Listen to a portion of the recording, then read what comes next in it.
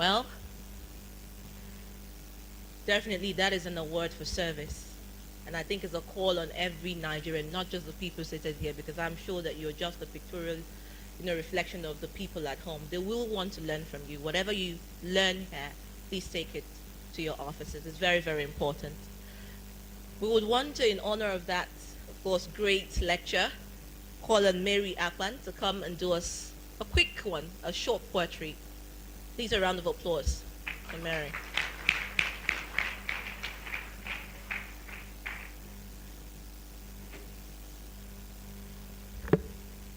Good and respected ladies and gentlemen, I count this as a great privilege to be on this stage irrespective of my age. Just as an object is being known by its sound, be it cracked or not, so are men known by their speeches, be they wise or foolish. Like my mentor Linus Okorie would always say, leadership flows to the one who knows, which also implies that information coupled with action has the intensity, capacity to influence transformation, reformation in any organization, institution, or nation. Why?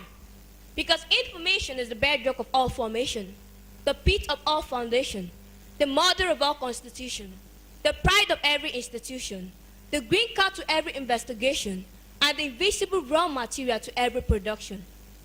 But the question is this: what are the interests of our leaders when they seek this information?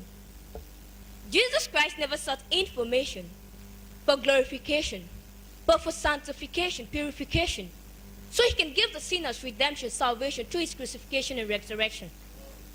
Ben Carson never sought information for global appreciation, but for distinction in his profession, which is the field of medication when it comes to operation.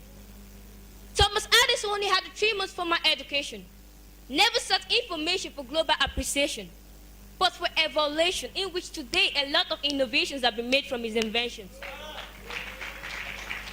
The Wright brothers, they never sought information for competition, but for collaboration, so they can also match wrong perception, assumption, misconception about the possible elevation, projection, acceleration of metals and air without air obstruction.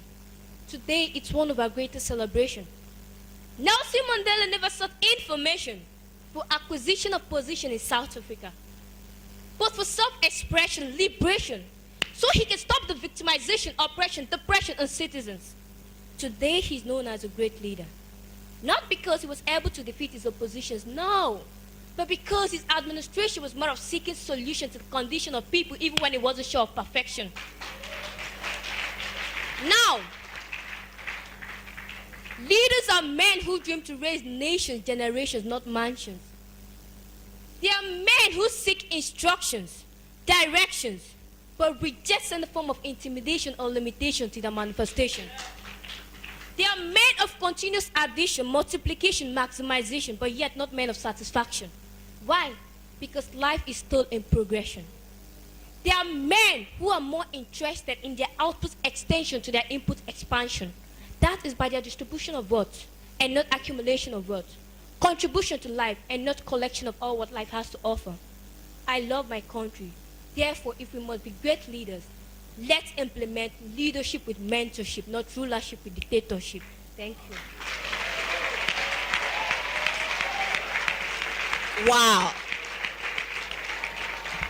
Wow.